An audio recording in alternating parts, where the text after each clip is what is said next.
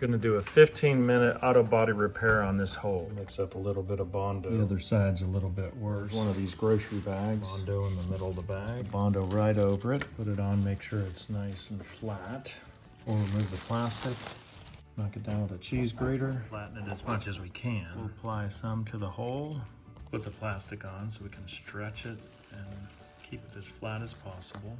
The other side, we've got the same thing. Cut it off until it's nice and flat. Keep that until the hole's gone. With the razor blade, we'll scrape it off all the plastic. A little more Bondo to the low spots.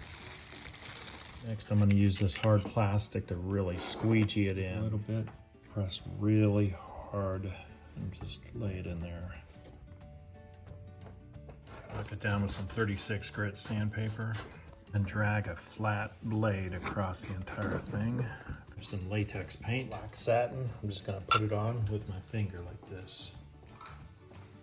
Dab it where I need it. I'll just kind of keep dabbing it in until about 10 feet away. It's not gonna look so obvious. At least there's not an obvious hole and you'll be able to get through inspection. Auto body as cheap and dirty as it gets.